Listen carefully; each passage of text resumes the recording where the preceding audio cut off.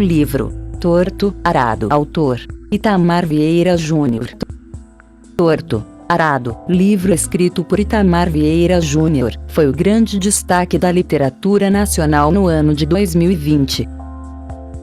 Simplesmente, foi o vencedor dos prêmios mais reconhecidos e cobiçados no cenário da literatura nacional, como o Prêmio Jabuti de Melhor Romance Literário e o Prêmio Oceanos de Literatura, ambos obtidos em 2020. A história se passa nas profundezas do sertão baiano, quando duas irmãs, ainda crianças, acham uma misteriosa faca de sua avó Dona Nana, a qual encontrava-se escondida e enrolada em um pano dentro de uma velha mala debaixo da cama. Com aquela curiosidade, tipicamente infantil, as duas colocam a faca na boca e uma delas perde a língua. E assim começa a história de Bibiana e Belonísia, cujas vidas estarão ligadas para sempre. Numa trama conduzida com maestria e com uma prosa melodiosa, o romance conta uma história de vida e morte, de combate e redenção. Um livro comovente que traz a herança dos clássicos.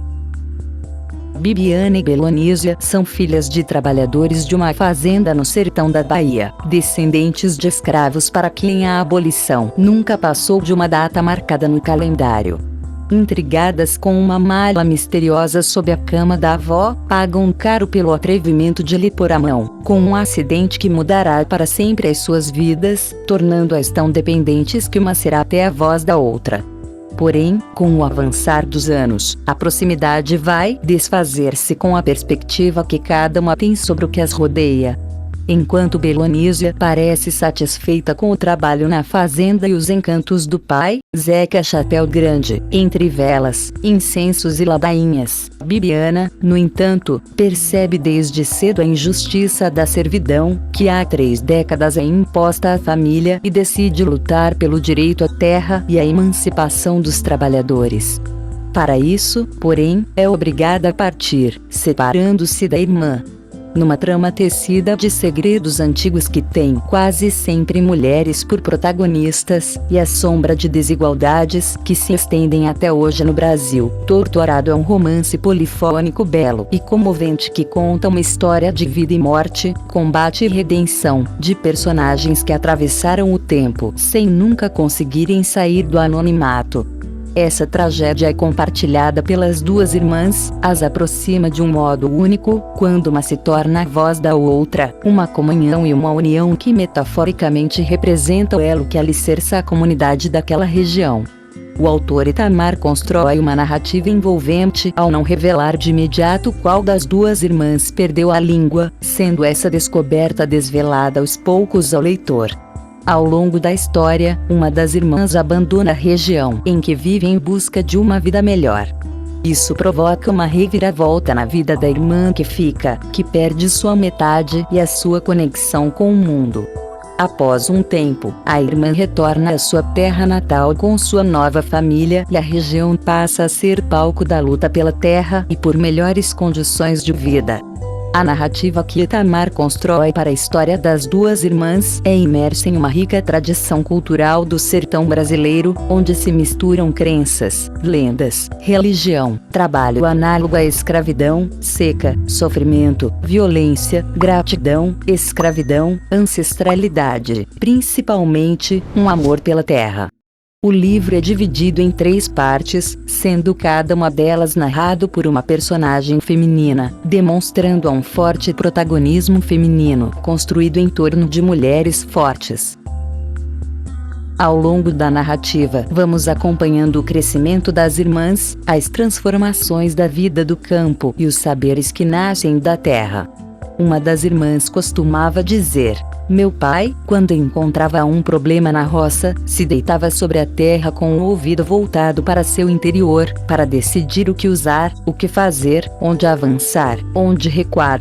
Como um médico à procura do coração. 2 temas abordados por Itamar assumem uma perspectiva particular: os conhecimentos vinculados às práticas de saúde e o trabalho rural. Na primeira temática, conhecemos o jaré, um amálgama de religiosidade e crenças populares única da Chapada Diamantina. A singularidade do Jaré se deve ao encontro dos grupos de escravos na Chapada, o primeiro oriundo de matrizes africanas do Recôncavo Baiano, e o segundo dos escravos das Minas Gerais, fortemente influenciado pelo catolicismo. O pai de Bibiana e Belonísia, Zeca Chapéu Grande, é o líder do Jaré, que representa ao mesmo tempo um líder religioso e o curador das dores físicas e mentais, por meio dos saberes da terra e de seus encantados. A narrativa do livro revela a tradição de práticas de saúde em comunidades distantes da atenção da medicina tradicional. Na segunda temática, nos ressalta do trabalho rural, principalmente dos trabalhadores negros, e com forte influência de práticas provenientes do Brasil colonial. Os trabalhadores daquela localidade trocam seu trabalho no campo pela moradia nas terras dos proprietários rurais. Entretanto, somente é permitido a construção de casa de barro, nada de alvenaria para não demarcar a presença das famílias na terra. Esses trabalhadores podiam ter uma roça próximo à sua moradia, desde que depois do tempo dedicado ao trabalho na terra para o dono da fazenda. Destaca também o trabalho infantil para a fazenda, a ausência de remuneração pelo trabalho, a obrigatoriedade de comprar mantimentos na venda do dono da fazenda, o trabalho de domingo a domingo e a dificuldade de se aposentar. Num trecho do livro podemos ler que para aposentar era uma humilhação pedir documento de imposto ou da terra para os donos da fazenda. Os homens se amarravam para entregar alguma coisa, além de explorar o trabalho sem pagamento dos que iam se aposentar.